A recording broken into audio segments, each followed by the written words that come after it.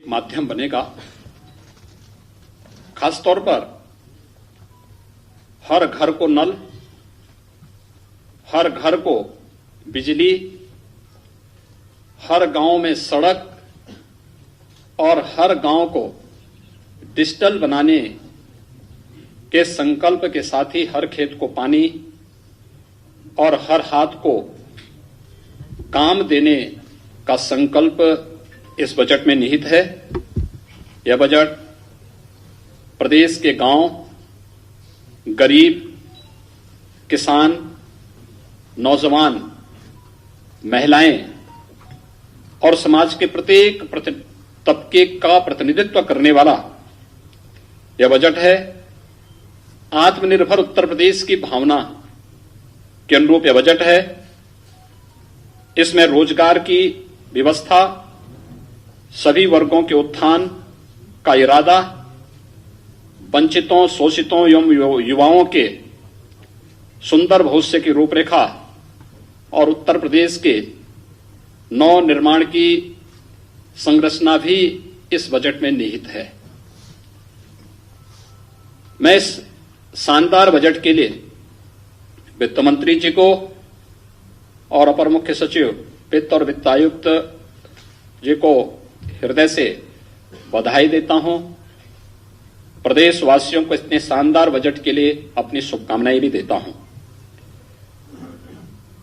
Budget से जुड़ी हुई जो कुछ महत्वपूर्ण बातें हैं उनमें हम सब जानते हैं कि बजट का आकार इस बार 5,50,270.78 करोड़ रुपए का है, जो वर्ष 2020-21 के बजट से 37,410.06 करोड़ रुपए यानी 7.3% अधिक है। अगर आप देखेंगे कि कोविड-19 के दौरान भी वित्तीय अनुशासन को बनाए रखते हुए प्रदेश के इंफ्रास्ट्रक्चर के डेवलपमेंट के साथ साथ लोक कल्याण की भावनाओं के साथ प्रत्येक तबके के हितों को इसके अंदर समाहित करते हुए महत्वपूर्ण कार्यक्रम कदम उठाए गए हैं। और उसके तहत हम सब जानते हैं कि विगत वर्ष कोविड-19 के दौरान जिस प्रकार की स्थितियां थीं, उन स्थितियों में हम इस बारे में अच्छी तरह जानते हैं कि देश ही नहीं बल्कि पूरी दुनिया न केवल आम जनजीवन कोविड-19 के कारण प्रभावित हुआ था, बल्कि अर्थव्यवस्था को सबसे अधिक मार झेलनी पड़ी थी। उस दौरान भी जिस प्रकार का कार्य, उस दौरान भी प्रदेश ने जिस संकल्प शक्ति के साथ आगे बढ़कर के कार्य किया, आदरणीय प्रधानमंत्री जी के मार्गदर्शन में, हम जानते हैं कि हमारे राजस्व की प्राप्तियों में जो हमारे लक्ष्य थे, उस लक्ष्य के अनुरूप उन प्राप्तियों को प्राप्त करने में हमें कुछ कठिनाई हुई। उस सब के बावजूद एफआरबीएम की जो सीमा भारत सरकार ने और रिजर्व बैंक ने रखी है 4.5% का, हम उसको 4.17% तक ही हम लोगों ने सीमित करके रखा और उसके अंदर ही अपने इस बजट को प्रदेश के लिए सर्वांगीण विकास को ध्यान में रख करके हम लोगों ने आज का ये बजट प्रस्तुत किया है। बजट में मुख्य रूप से जिन चीजों की तरफ आप देखेंगे कि बजट की अपनी एक थीम होती है। उत्तर प्रदेश का यह बजट हम लोगों ने जब 2017-18 में अपना बजट प्रस्तुत किया था, तब हम लोगों ने वह बजट प्रदेश के अन्नदाता किसानों को समर्पित किया था। 2019-20 का 18-19 का हमारा बजट प्रदेश के औद्योगिक विकास को समर्पित था। 19-20 का हमारा बजट मातृशक्ति को समर्पित था और 20-21 का हमारा बजट प्रदेश के युवाओं के लिए और प्रदेश के इंफ्रास्ट्रक्चर डेवलपमेंट को समर्पित था। तो इस बार का यह बजट जिस पर फोकस किया गया है, यहां पर हम लोगों ने प्रदेश के समग्र और समावेशी विकास और प्रदेश के विभिन्न वर्गों के स्वावलंबन के माध्यम से सशक्तिकरण को आधार बनाकर के इस बजट को प्रस्तुत किया गया है। प्रदेश में ईज ऑफ लिविंग को और आसान करने के लिए हर घर को जल, हर घर को बिजली, हर गांव को सड़क और हर गांव को डिजिटल बनाने की प्रक्रिया के साथ प्रदेश में समग्र विकास की एक रूपरेखा इस बजट के माध्यम से प्रारंभ की गई है। खासतौर पर जब हम कृषि क्षेत्र की ही बात करते हैं, मुख्यमंत्री कृषक दुर्घटना कल्याण योजना को विस्तार दिया गया है। इसमें अब तक किसान आच्छादित था, अब किसान के साथ साथ किसान के परिवार का कमाऊ सदस्य, बटाईदार और अन्य लोगों को भी शामिल करते हुए अगर दुर्घटना से किसी ऐसे व्यक्ति की मौत होती है तो 5 लाख रुपए की सहायता इस बीमा योजना के माध्यम से उस किसान परिवार को या उस बटाईदार को या किसान परिवार के सदस्य की दुखद मृत्यु पर स्वतः ही इस योजना से प्राप्त होगी। बजट में इस बात की व्यवस्था की गई है। साथ ही साथ जो किसान परिवार आयुष्मान भारत से स्वास्थ्य बीमा से कवर नहीं प्राप्त किए हैं, उन्हें मुख्यमंत्री जन आरोग्य योजना के अंतर्गत 5 लाख रुपए की भी निःशुल्क स्वास्थ्य बीमा का भी कवर देने का प्रावधान हम लोगों ने इस बजट में इस बार किया है। मित्रों, महिलाओं की दृष्टि से कुछ नई योजनाएं प्रारंभ की गई हैं। आप सब जानते हैं मुख्यमंत्री कन्या सुमंगला योजना को व्यापक आयाम मिला है।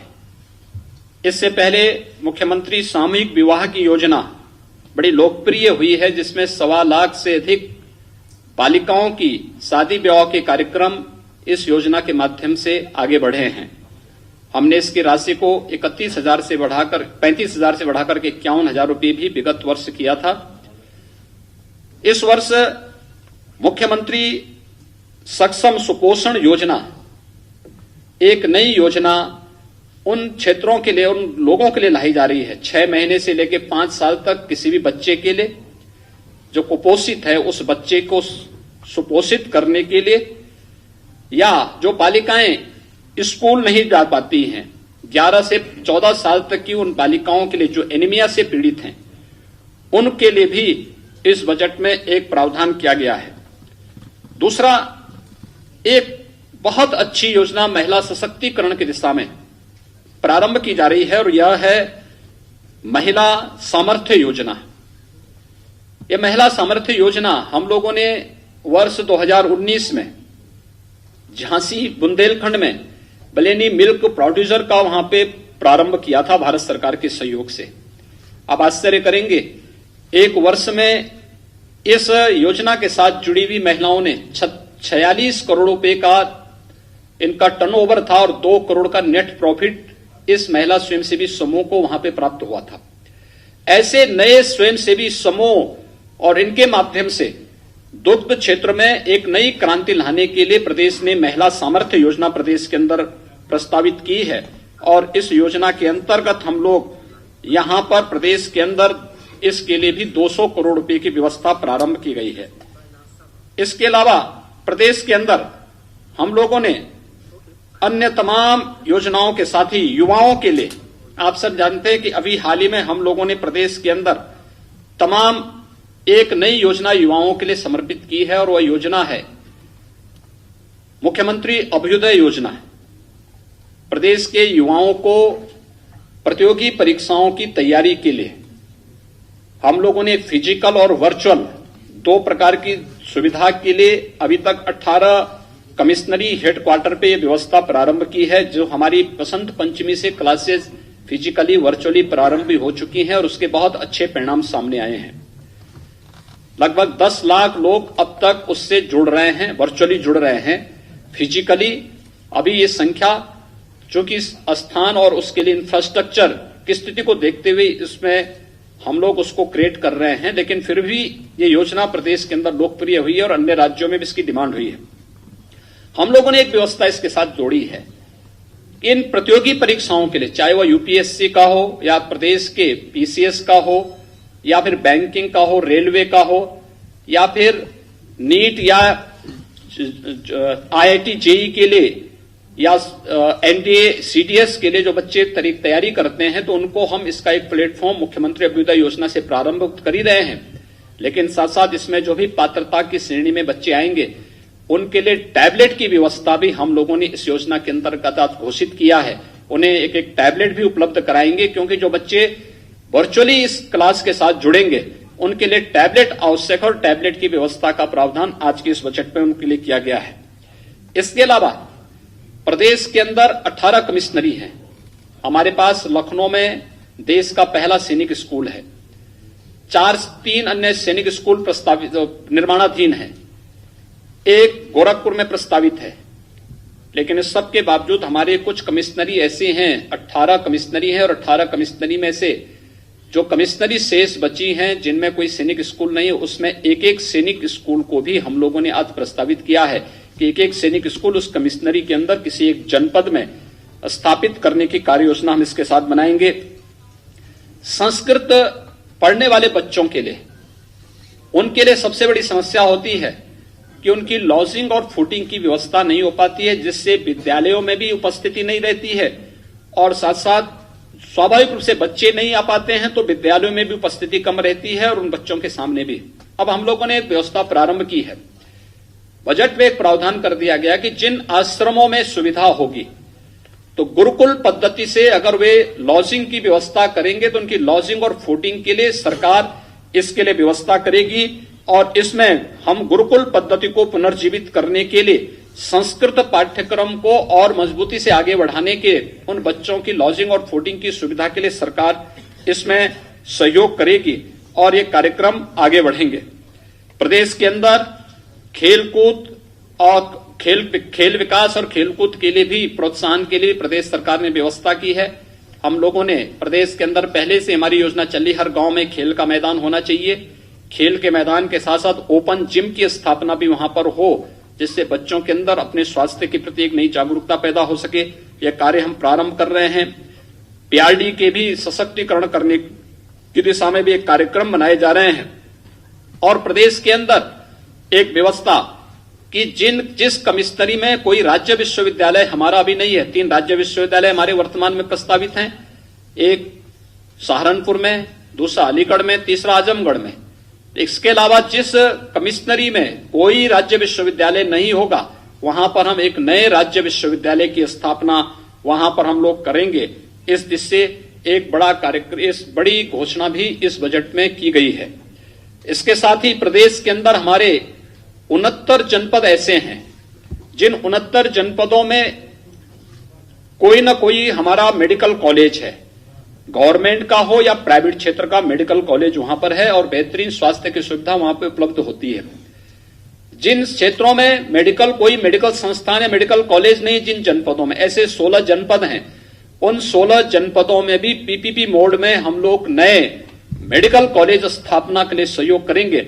इसकी पॉलिसी हमारी तैयार हो चुकी है और बजट में इसकी घोषणा कर दी गई है। ये प्रदेश के अंदर हेल्थ इंफ्रास्ट्रक्चर की स्ट्रेंथनिंग के लिए एक बहुत बड़ी घोषणा है और ये प्रदेश की स्वास्थ्य सुविधाओं को और बेहतर बनाने में इससे काफी मदद मिलेगी। प्रदेश के अंदर हम लोगों ने कोरोना कालखंड में इस बात को देखा होगा कि प्रदेश के अंदर संगठित और असंगठित क्षेत्र के श्रमिकों के सामने किस प्रकार की समस्याएं खड़ी होती हैं। कोरोना जैसी महामारी के दौरान सारी व्यवस्था अस्त व्यस्त सी हो गई और बड़े पैमाने पर लोगों ने प्लान का रास्ता अपनाना प्रारंभ किया था। उस समय हम लोगों ने फ्री में राशन, भरण पोषण भत्ता और उनके आवागमन की व्यवस्था को सुनिश्चित करने का कार्य किया था। इस बार हम लोगों ने व्यवस्था की है कि संगठित और असंगठित क्षेत्र के मजदूरों को हम श्रम विभाग की योजनाओं से उन्हें आच्छादित करते हैं, जिनके लिए हम लोगों ने विगत वर्ष 18 अटल आवासीय विद्यालय उनके बच्चों के लिए प्रारंभ करने की कार्रवाई प्रारंभ की है। वर्तमान में उनकी पे कार्रवाई तेजी से चल रही है, जिसमें हम उन सभी बच्चों को जिनके रजिस्टर्ड श्रमिक हैं उनके बच्चों को ला करके 6 से 12वीं तक की और आवश्यकता पड़ेगी उससे आगे की भी व्यवस्था हम करेंगे। ढेर सारी योजनाएं उनके लिए हम पहले से चला रहे हैं। श्रम विभाग के द्वारा ही उन्हें हम न केवल उन लोगों को वहां पे हम लोगों ने पहले से ही स्वास्थ्य बीमा की बल्कि सामाजिक सुरक्षा की गारंटी भी वहां पर उपलब्ध कराई है। पहली बार असंगठित क्षेत्र के उन मजदूरों के लिए जिनकी संख्या अगर अकेले प्रदेश के अंदर ही हम देखेंगे लगभग 1 करोड़ से अधिक है। 40 लाख प्रवासी कामगार और श्रमिक तो केवल प्रदेश में ही आए थे कोरोना कालखंड में। इसके अलावा एग्रीकल्चर के क्षेत्र में काम करने वाले, ठेला खोमचा रेहड़ी लगाने वाले, पल्लेदार, कुली, ये जितने भी हैं ये असंगठित क्षेत्र के वे लोग हैं जिनका कोई पुरसा हल नहीं। प्रदेश सरकार ने एक व्यवस्था की है कि असंगठित क्षेत्र के हर व्यक्ति को हम लोग उनका रजिस्ट्रेशन की कार्रवाई करने जा रहे हैं और उन सभी को 2 लाख रुपए की सामाजिक सुरक्षा की गारंटी प्रदेश सरकार उन्हें उपलब्ध कराएगी। और साथ साथ प्रदेश के अंदर हम लोग असंगठित क्षेत्र के प्रत्येक व्यक्ति को जो असंगठित क्षेत्र का मजदूर है उसे 5 लाख रुपए की स्वास्थ्य बीमा की भी कवर मुख्यमंत्री जन आरोग्य योजना के अंतर्गत हम उन्हें देने जा रहे हैं। ये बड़ी योजनाएं इस क्षेत्र में उन लोगों के लिए उपलब्ध कराई जा रही हैं जो लोग अब तक इन सभी योजनाओं से वंचित थे और एक प्रकार से अव्यवस्थित से और खानाबदोशी उनके जीवन से था, उसको व्यवस्थित बनाने के लिए लगभग 1 करोड़ से अधिक असंगठित क्षेत्र के लोग और 1 करोड़ से अधिक संगठित क्षेत्र से जुड़े हुए मजदूर इससे लाभान्वित होंगे। किसानों के हित के लिए एक नई घोषणा भी आज इस बजट में की गई है और वह है निराश्रित गौआश्रय स्थलों के लिए। आप सब जानते हैं कि लगभग प्रदेश के अंदर अब तक हम लोग प्रदेश के अंदर 5.5 लाख से अधिक गौवंश हमारे पास सरकार के द्वारा संचालित निराश्रित गौ आश्रय स्थलों में उनकी व्यवस्था और उनकी सुरक्षा की जा रही है, उनके खान पान की व्यवस्था, उनके रखने की व्यवस्था की गई है। लेकिन हमने इसके साथ ही एक व्यवस्था और की थी जिसमें मुख्यमंत्री निराश्रित बेसहारा गोवंश सहभागिता योजना थी। इसमें भी 74,000 गोवंश को हम लोगों ने किसान परिवारों को दिया, जिसमें हम 900 रुपये हर गोवंश उस किसान परिवार को उपलब्ध कराते हैं। लेकिन सरकार ने तय किया है हर न्याय पंचायत स्तर पर भी एक निराश्रित गौ आश्रय स्थल होना चाहिए और इस बार बजट में निराश्रित गौ आश्रय स्थलों की व्यवस्था के लिए भी धनराशि की व्यवस्था की गई है, जिसको हम स्थानीय एनजीओ के माध्यम से उसको संचालित करने का कार्य करवाएंगे। इंफ्रास्ट्रक्चर और वहां की जो लैंड होगी ये सरकार की होगी और एनजीओ की साथ मदद से हम इसको संचालित करने का कार्य करेंगे। इसके साथ ही नगरीय क्षेत्रों में भी हम इस प्रकार की योजना को संचालित करने का कार्य करेंगे और ये कार्य आगे बढ़ने के साथ ही वाराणसी में गोकुल ग्राम की तर्ज पर प्रदेश के अंदर भी हर न्याय पंचायत स्तर पर फिर बाद में इस गोकुल ग्राम के रूप में इस तर्ज पर इसको आगे बढ़ाने की एक बृहद कार्य योजना को हम आगे बढ़ा रहे हैं। और निराश्रित गोवंश की नस्ल सुधार की दिशा में भी एक नई कार्य योजना की घोषणा आज यहां पर की गई है। खुरपका और मुंहपका जैसी बीमारियों से मुक्ति का एक अभियान प्रदेश के अंदर युद्ध स्तर पर चल रहा है। टीकाकरण की कार्रवाई लगभग हम पूर्णता की ओर लेके चल रहे हैं, लेकिन ये एक बड़ी योजना उन लोगों के लिए की गई है।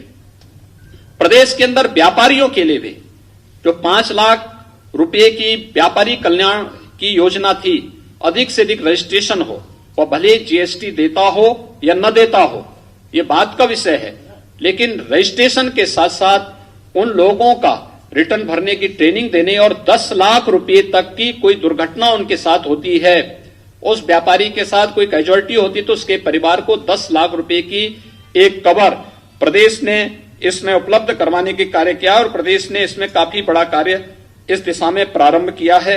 यह एक बड़ा कार्य प्रदेश के अंदर आगे बढ़ाने के लिए किया जा रहा है। प्रदेश के अंदर उन क्षेत्रों में जो दूर दराज के क्षेत्र हैं, वहां पे टेलीमेडिसिन के लिए और टेली कंसल्टेशन के लिए भी पर्याप्त व्यवस्था बजट में इस बार की गई है और इस व्यवस्था के माध्यम से हम लोग काफी बड़े स्तर पर प्रत्येक नागरिक तक बेहतर स्वास्थ्य की सुविधा उपलब्ध कराने में हमें मदद मिलेगी। कुछ नई चीजें जो वास्तव में यहां पर उपलब्ध हो सकती हैं, लखनऊ में हम लोगों ने एक एनआईवी पुणे की तर्ज पर national institute of virology Pune, जो भारत सरकार का संस्थान है और किसी भी प्रकार के वायरस की समय से पहचान करने और फिर उस वायरस के खिलाफ उस प्रकार के वैक्सीन को विकसित करने की दिशा में कार्य किया जा सके, इसके लिए एक उस प्रकार का संस्थान प्रदेश सरकार ने अपने स्तर पर यहां पर बनाने की एक कार्य योजना को बजट में दिया है, जिसमें केजीएमयू, सीडीआरआई, एकेटीयू मिलकर के उस प्रकार का एक संस्थान लखनऊ में बनाएंगे, जिससे आने वाले समय में कोविड-19 जैसा कोई अगर वायरस प्रदेश में किसी भी प्रकार का या उत्तर भारत में कहीं भी उसका अटैक होता है तो समय से हम उसकी पहचान कर सकेंगे और उस दिशा से फिर वैक्सीन के निर्माण में भी ये सहायक हो सकेगा। इसके लिए एक बड़ा कार्य यहां पर प्रारंभ किया जा रहा है। इसके साथ ही प्रदेश के अंदर हम लोगों ने प्रदेश के अंदर चाहे वह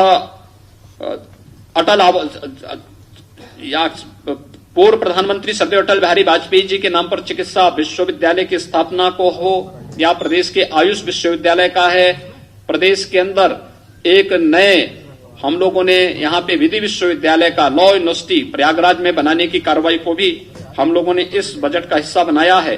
तो साथ ही साथ केजीएमयू में institute of virology and infectious disease के साथ ही एक एसजीपीजीआई के लिए भी एक डायबिटीज रेटिनोपैथी की एक नई घोषणा इस बजट में की गई है, जो स्वास्थ्य क्षेत्र में एक उच्च स्तरीय बेहतरीन सुविधा यहां पर उपलब्ध कराने की दिशा में एक नया कार्य यहां पर उपलब्ध कराने में काफी मदद करेगा। मित्रों, जल जीवन मिशन हर घर नल पहुंचाने की योजना। जल जीवन मिशन प्रारंभ होने के समय उत्तर प्रदेश का आच्छादन 2% से कम था और आज इसको हम तेजी से आगे बढ़ा रहे हैं और इसलिए व्यापक कार्य योजना। हमारा यह मानना है कि अगर व्यक्ति को शुद्ध पेयजल उपलब्ध हो जाए तो आधी से अधिक बीमारी उसकी दूर हो जाती है। हम लोगों ने पूर्वी उत्तर प्रदेश में आदरणीय प्रधानमंत्री जी के मार्गदर्शन में, उनकी प्रेरणा से इंसेफ्लाइटिस की समस्या का समाधान करने में काफी बड़ी मदद हमें मिली है। इसमें हमारे 2 आधार थे। एक था स्वच्छ भारत अभियान, हर परिवार के पास एक शौचालय उपलब्ध कराना, और दूसरा था शुद्ध पेयजल की आपूर्ति। 38 जनपदों में प्रतिवर्ष 1200 से 1500 जिन बच्चों की मौत होती थी, 1 से 15 वर्ष तक के बच्चों की लगभग 1200 से 1500 मौतें प्रतिवर्ष होती थी। पिछले 4 वर्ष के दौरान अंतर विभागीय समन्वय के माध्यम से हम लोगों ने एक जो प्रयास प्रारंभ किया, उसका परिणाम है बीमारी में 75% नियंत्रण करने और मौत पर 95% तक नियंत्रण करने में हमें सफलता प्राप्त हुई है। एक बड़ी सफलता इसमें प्राप्त हुई है और अब उसी दिशा में नए प्रयास प्रारंभ करने के लिए हर घर नल की इस योजना को भी हम, जिससे प्रदेश के अंदर बुंदेलखंड का क्षेत्र हो, बिंद का क्षेत्र हो, आर्सेनिक, फ्लोराइड या खारा पानी की समस्या से जो क्षेत्र जूझ रहे हैं या जहां पे अन्य समस्याएं हैं, उन सभी को ग्रामीण और शहरी दोनों के लिए लगभग 17,000 करोड़ रुपए की बड़ी व्यवस्था बजट में की गई है, जिससे हरेक व्यक्ति को शुद्ध पेयजल की आपूर्ति हम कर सकेंगे। और केवल योजना लागू ही नहीं होना, बल्कि इस योजना को सस्टेनेबल बनाने के लिए जो इस योजना के साथ जुड़ेगा उसको 10 वर्षों तक उस योजना की देखभाल करने की भी जिम्मेदारी लेनी है। ये इसके साथ जोड़ा जा रहा है, इसलिए एक बड़ा कार्य इसमें ग्रामीण और शहरी क्षेत्रों के साथ इसको जोड़ने का प्रयास प्रारंभ किया गया है। प्रदेश में नगरीय क्षेत्रों का दायरा बढ़ा है। पहले हमारे पास कुल 653 नगर निकाय थे, आज ये बढ़ करके इनकी संख्या लगभग 734 के आसपास इनकी संख्या पहुंच रही है। एक बड़ी संख्या इनकी बढ़ रही है, तो शहरी क्षेत्रों में भी नागरिकों के जीवन स्तर में सुधार करने के लिए 10 स्मार्ट सिटी भारत सरकार ने घोषित की थी। राज्य सरकार के साथ मिलकर के जो 7 अन्य नगर निगम थे, उन्हें राज्य सरकार अपने खर्चे पर स्मार्ट सिटी के रूप में डेवलप करने जा रही है और राज्य सरकार के खर्चे पर उनका यहां पर विस्तार, उनको स्मार्ट सिटी के रूप में विकसित करने की एक कार्य योजना प्रदेश सरकार ने यहां पे प्रारंभ की है। इसके साथ ही 60 शहर हमारे ऐसे हैं जो अमृत योजना से आच्छादित हैं।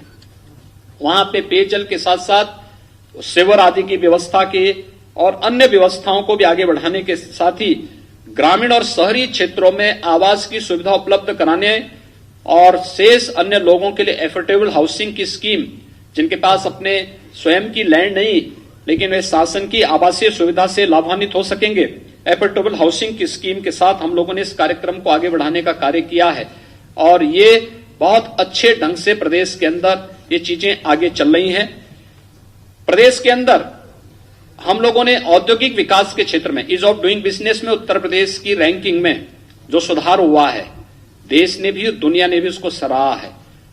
2016 में उत्तर प्रदेश 14वें स्थान पे था, 2017 में उत्तर प्रदेश 12वें स्थान पर आया और आज उत्तर प्रदेश दूसरे स्थान पर है।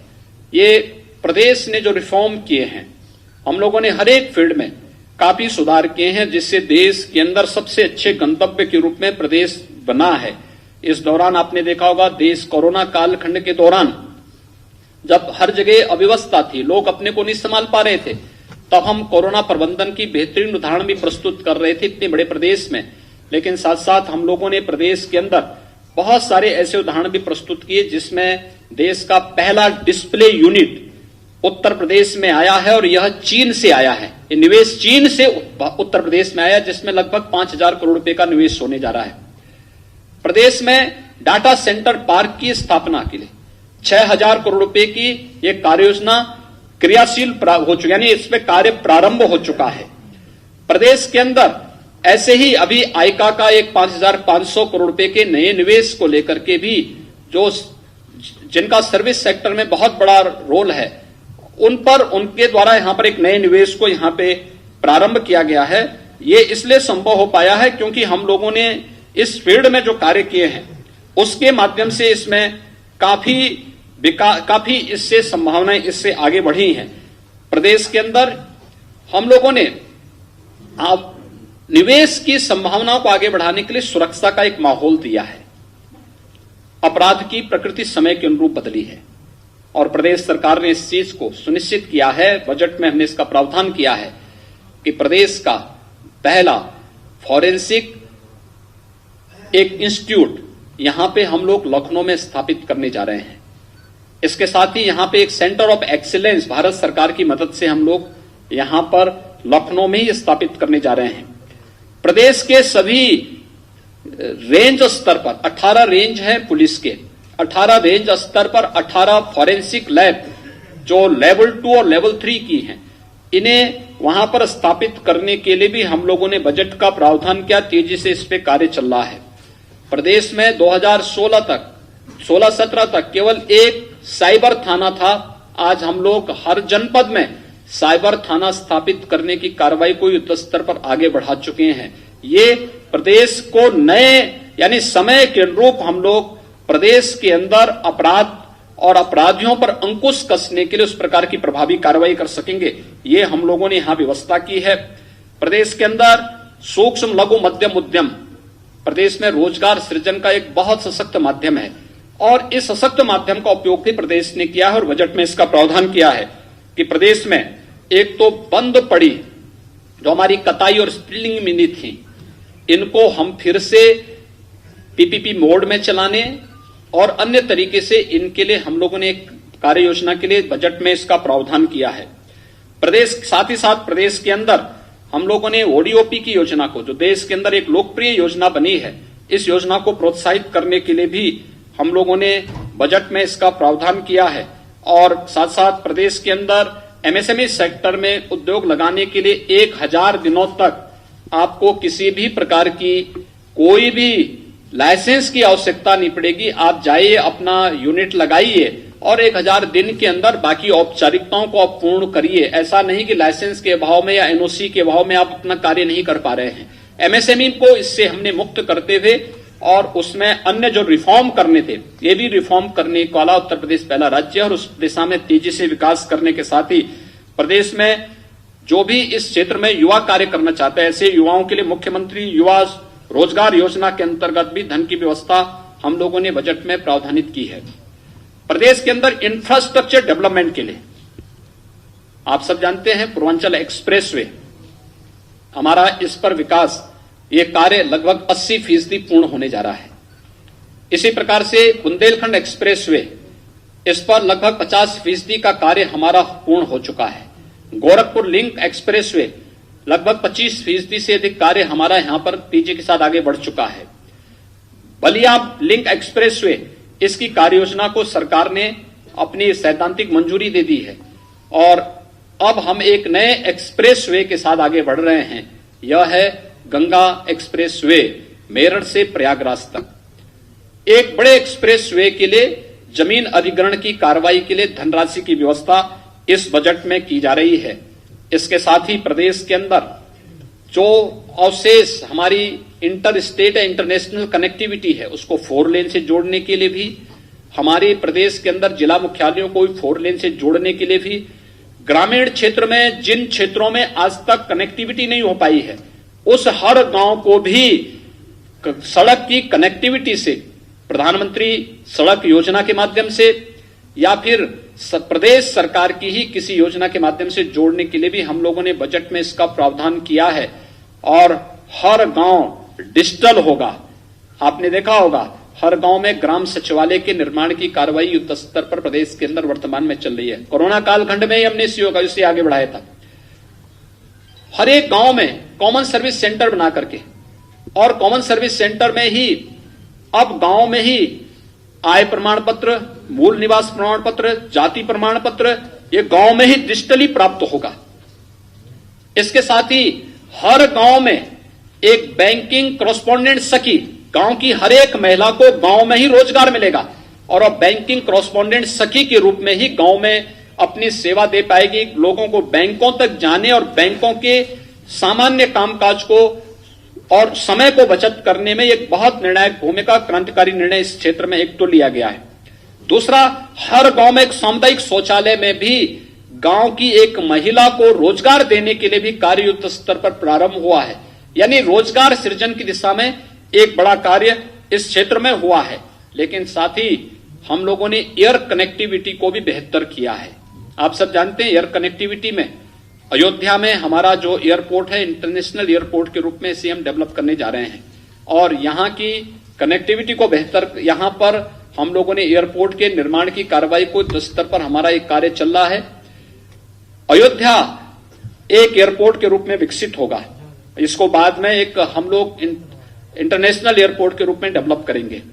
जेवर एयरपोर्ट, पहले वहां पे एक व्यवस्था थी कि वहां पे जो केवल 2 वहां पे एयर स्ट्रिप बनेंगे, लेकिन अब उससे बढ़ा करके 6 तक विस्तार देने के कार्य योजना के लिए धनराशि की व्यवस्था इस बजट में की गई है।